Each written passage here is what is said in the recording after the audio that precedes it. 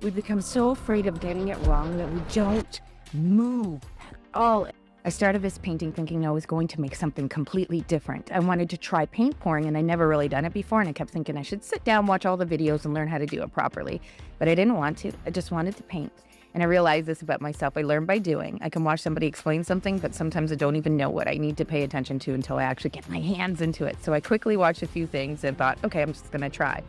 And almost immediately I was like, way more to this than it looks. So the thickness of the paint matters, the medium matters, how it moves, how fast it moves, where you pour it. You actually have to build a relationship with the material. And I think that life is like that too.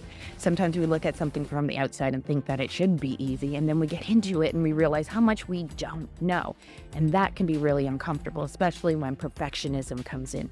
Because sometimes not giving ourselves enough permission to be bad at something, to make mistakes, to not know yet can actually freeze us.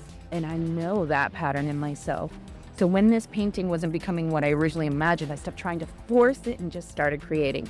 And all the colors eventually blended into this great background, which started to remind me of the gray matter of life. And from there, these almost neuron-like cells began to form connections, pathways, new patterns being built.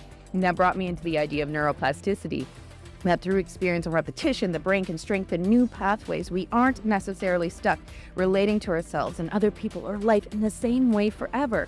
Then came the colors of the chakras and the eye at the center and the square. And the square has really become meaningful to me because it represents foundation, containment, protection, having enough safety underneath us that we can actually expand, because maybe moving forward isn't always about pushing harder. Sometimes we need to feel safe enough to make the mistake, safe enough to try, safe enough to relate, safe enough to build something new. And even the texture started reminding me of snakeskin, shedding old layers as something new forms underneath. So I started this painting trying to learn how to pour paint, but somehow I ended up painting what it actually means for me to feel safe enough to move forward.